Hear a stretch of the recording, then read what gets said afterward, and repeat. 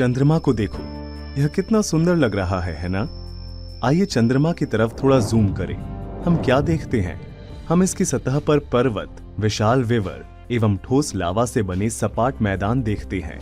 आइए चंद्रमा के बारे में कुछ और भी रोचक तथ्य जानें।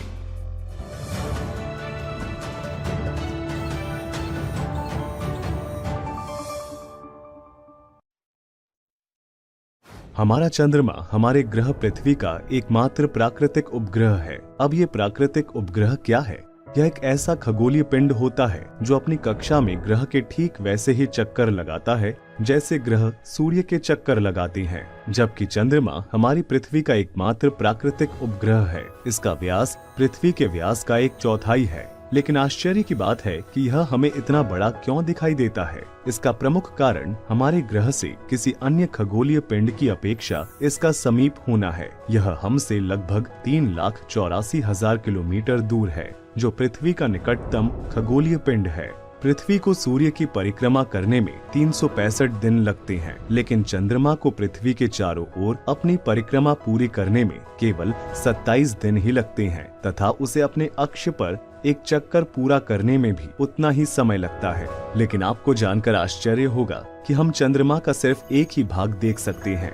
इसका कारण है चंद्रमा भले ही घूम रहा हो, लेकिन उसका केवल एक ही भाग हमेशा हमारी ओर आता है। इसी कारण हम पृथ्वी से केवल चंद्रमा का निकटतम हिस्सा ही देख पाते हैं। क्या आपको कभी ऐसा लगता है कि पृथ्वी की तरह ही चंद्रमा पर भी कोई जीवन है?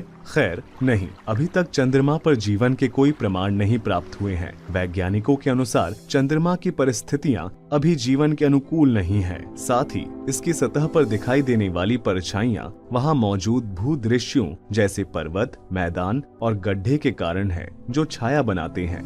आइए अब उन कृत्रिम उपग्रहों की चर्चा करें जो मानव निर्मित हैं तथा पृथ्वी और सौरमंडल के अन्य ग्रहों की परिक्रमा करते हैं। यह ग्रहों, बौने ग्रहों और यहाँ तक कि क्षुद्र ग्रहों की परिक्रमा करने वाले प्राकृतिक उपग्रहों से अलग होते हैं। इन्हें ब्रह्मांड के बारे में जानकारी प्राप्त करने या संचार उद्देश्यों के लिए अंतरिक्ष में प्रक्षेपित किया जाता है। इन उपग्रहों को रॉकेट द्वारा भेजकर पृथ्वी के कक्षा में स्थापित किया जाता है। ऐसे कई उपग्रह हैं जिन्हें विभिन्न देशों द्वारा अंतरिक्ष में प्रक्षेपित किया गया है, जिसमें पहला कृत्रिम उपग्रह था स्पुतनिक 1, जिसे सोवियत संघ द्वारा सफलतापूर्वक पृथ्वी की कक्षा में स्थापित किया गया था, और भारत द्वारा छोड़ा गया पहला उपग्रह आर्यभट्ट था। इनसेट, IRS और एजुसेट आदि भारत द्वारा छोड़े गए उपग्रहों की कुछ उदाहरण हैं, जिनका उपयोग विभिन्न उद्देश्यों के लिए किया जाता है।